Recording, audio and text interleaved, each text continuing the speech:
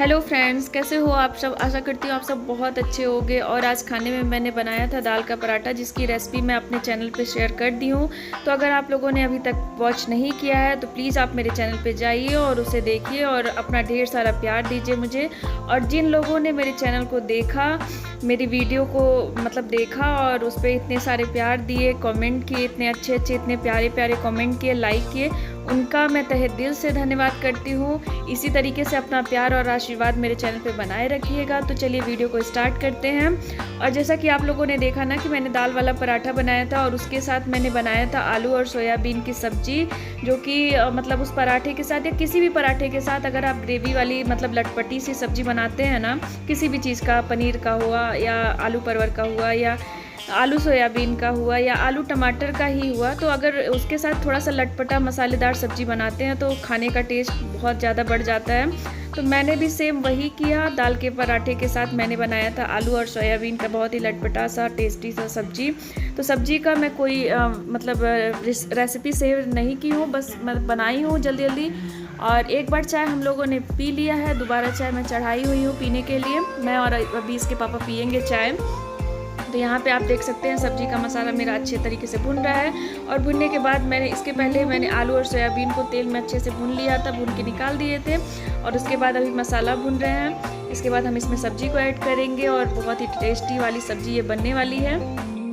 तो यहाँ पे हमने सब्जी को पानी वगैरह डाल के ढक के रख दिया है। थोड़ी देर में सब्जी मेरा 5 मिनट में हो जाएगा, क्योंकि आधा सब्जी तो मेरा भुनने के टाइम ही पक जाता है। और मेरा चाय भी बन गया। अब हम जा रहे हैं इसके पापा को चाय देने, साथ में हम भी चाय पियेंगे और मिलते हैं थोड़ी देर बाद आपसे। तो यहाँ पे मेरी सब्जी भी बन चुकी है और अब मैं इसके पापा को नाश्ता देने जा रही हूँ। नाश्ता के टेबल पे इंतज़ार कर रहे हैं खाने का। चाय हम लोगों ने पी लिया है, तो अभी हम इनका खाना निकालने जा रहे हैं। खाना निकालने के बाद फिर मैं किचन क्लीन करूँगी। फिर मैं मिलती हूँ आपसे थोड़ी देर बाद। और देखिए सब्ज़ी कितना ज़्यादा टेस्टी लग रहा है ना, कितना अच्छा बना है। तो अभी हम इनका खाना निकाल दिए हैं और इसमें हम दिए हैं 3 पराठा। लेकिन कहते हैं 3 पराठा किसी को भी नहीं देना चाहिए, 3 पराठा 3 रोटी नहीं देना चाहिए। तो आप देख सकते हैं मैंने थोड़ा सा पराठे में से थोड़ा सा तोड़ दिया। तो मैं इसके पापा को खाना देने जा रही हूँ। और देखिए मेरा किचन कितना ज़्यादा मैसी हुआ रखा है, तो थोड़ा सा आप लोग इग्नोर करिएगा। और अभी मैं क्लीनिंग कर लूँगी, उसके बाद फिर आप ध्यान से देखिएगा, कोई दिक्कत वाली बात नहीं है।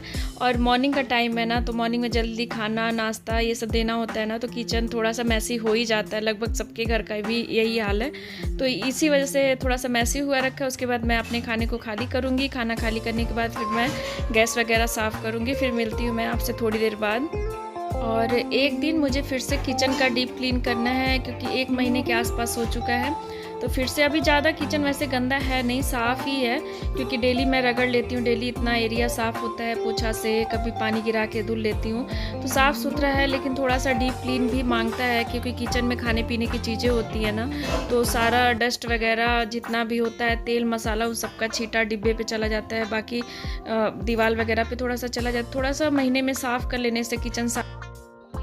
तो अभी किचन साफ़ हो गया है और अब जा रहे हैं बर्तन धुलने। फटाफट मैं बर्तन धुल लेती हूँ, उसके बाद मिलती हूँ मैं आपसे थोड़ी देर बाद में। और आज मैं आप लोग के साथ एक बात शेयर करना चाहती हूँ।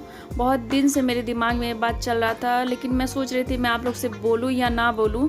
तो आप लोग मेरे सब्सक्राइबर हो, मेरे फ्रेंड्स हो, मेरी फैमिली जैसे हो, तो आप लोग का पूरा हक बनता है कि आप मेरी लाइफ के बारे में जानो। मेरी लाइफ की जर्नी में क्या मैंने झेला, क्या फेस किया, कितने अच्छे पल आए, कितने बुरे दौर से मैं गुजरी हूँ। तो मैं इन सारी चीज़ों को आप लोग के सामने एक्सप्लेन करूँगी। और मेरे एक सब्सक्राइबर ने मुझसे पूछा भी था, क्योंकि पिछले वीडियो में मैंने आपसे बताया था कि मैं 10 साल तक मायके में थी। तो उसी बात को उन्होंने पूछा कि आप 10 साल से मायके में क्यों थी। उस मैसेज को मैंने डिलीट कर दिया, क्योंकि मैं नहीं चाहती थी सोशल मीडिया पे एक क्वेश्चन को लेके हज़ारों क्वेश्चन बनने लगे। क्योंकि एक का जवाब तो इंसान दे सकता है, लेकिन जब हज़ारों क्वेश्चन आने लगते हैं ना, तो उसका जवाब इंसान देने में थोड़ा सा हिचकिचाता है कि मैं क्या बोलूँ इस बात को लेके। मेरे इस जवाब से मेरे अपनों को दुख हो सकता है, क्या हो, बहुत सारी चीज़ें। आप तो जो लोग इस पे होंगे यूट्यूब पे, वो लोग इस चीज़ को समझ सकते होंगे। तो हाँ फ्रेंड्स, मैं 10 साल से अपने मायके में थी। मायके में क्यों थी, इसका ये रीज़न था कि ये समाज इतना गंदा है ना। मैं हर किसी को मतलब नहीं बोल रही हूँ, किसी किसी के ससुराल वाले बहुत अच्छे होते हैं, बहुत केयर करते हैं बहुओं की, लेकिन मेरे साथ शायद मैं बदनसीब थी, मेरे साथ ऐसा कुछ भी नहीं था। पहला रीज़न था कि मेरा शादी बचपन में हो गया था, जो कि कितने साल में हुआ था, क्या हुआ था, मैं आपको आगे वीडियो में बताऊंगी। एक वीडियो में मैं बताने लगी तो वीडियो बहुत ज़्यादा लंबा हो जाएगा और आप शायद बंद करके चले जाएंगे।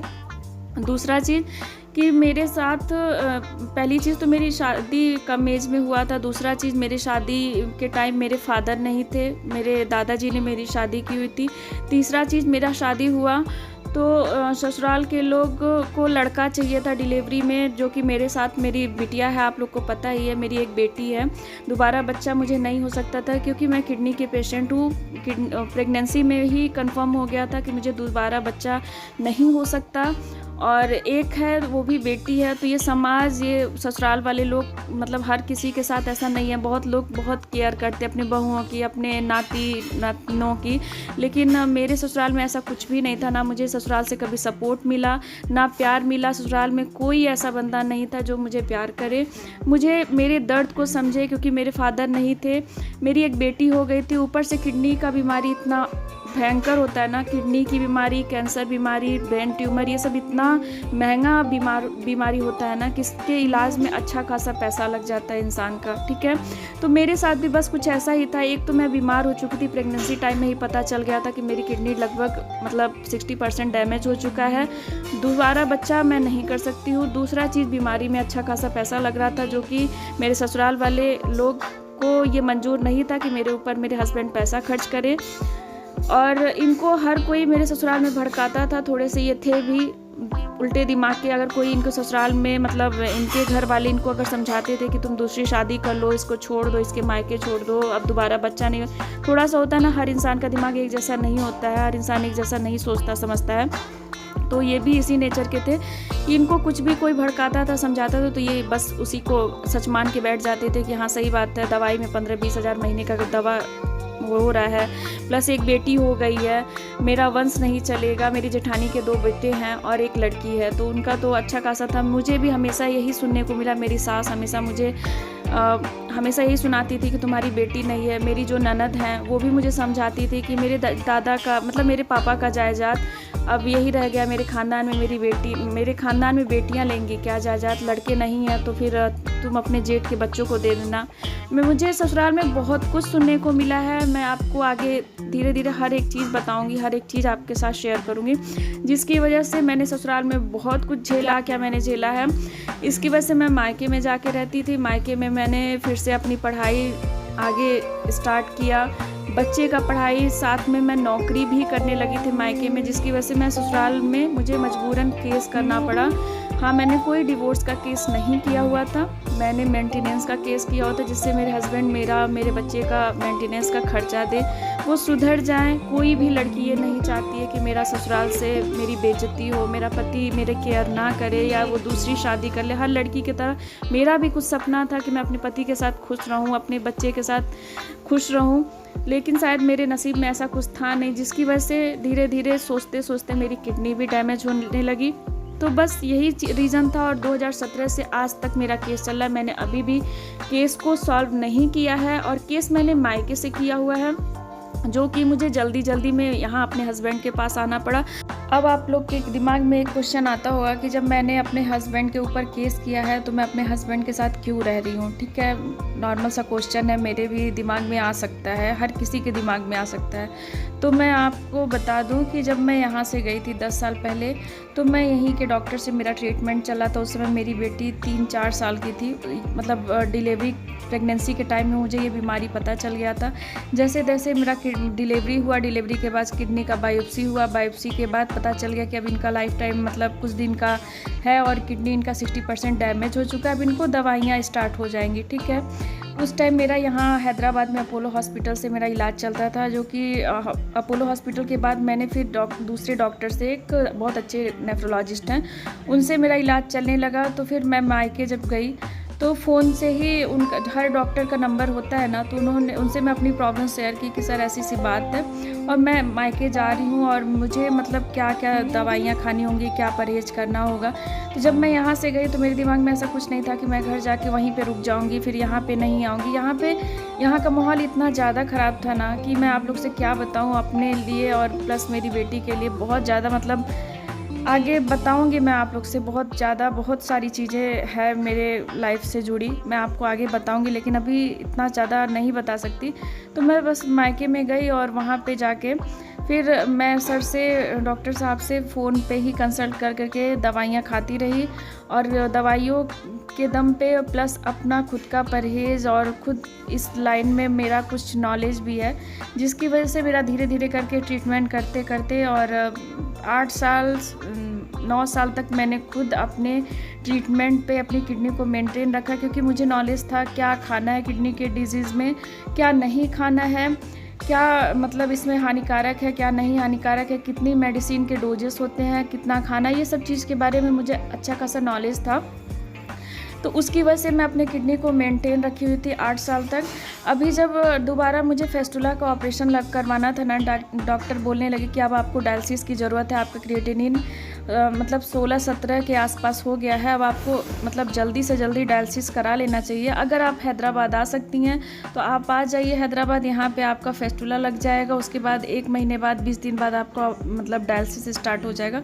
तो बस यही रीज़न था, मुझे मतलब रिसेंटली यहाँ आना पड़ा और यहाँ आने के बाद फिर मुझे अपना इलाज स्टार्ट करना पड़ा। तो मैंने इनसे फ़ोन पे बात किया, इसके पहले मैं इनसे बात नहीं करती थी, मैं इनसे बहुत ज़्यादा नाराज़ थी, बहुत ज़्यादा दुखी थी इनके नेचर से, इनके घर वालों के नेचर से बहुत ज़्यादा दुखी थी। और मुझे बहुत कुछ हक भी बनता है, मेरा नाराज़ होना भी बनता है, जो कुछ मैंने इस घर में फ़ेस किया, इस फैमिली में जो कुछ जितने भी प्रॉब्लम्स आए, कहीं ना कहीं उसका रीज़न यही लोग थे। तो इस वजह से मैं बहुत ज़्यादा दुखी थी, लेकिन साथ में मेरी बेटी भी बड़ी हो रही थी, तो मुझे ऐसा लगने लगा कि मेरी लाइफ का कोई गारंटी नहीं है, पता नहीं मेरे साथ आगे क्या हो जाए प्रॉब्लम।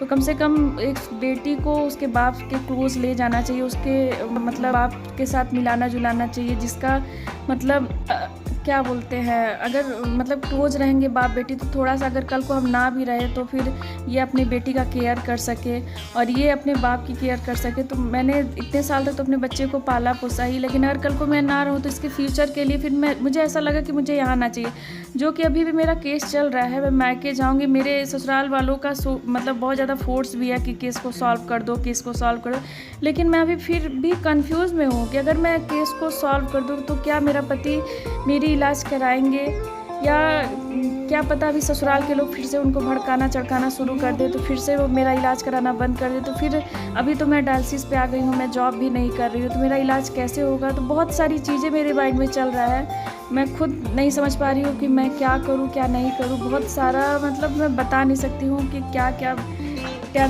टेंशन मेरी लाइफ में चल रहा है। तो फिर यही सब रीज़न है। तो आई होप कि आपको आंसर मिल गया होगा कि मेरे केस का क्या हुआ, केस चल रहा है नहीं चल रहा है, बस यही कहानी था मेरा।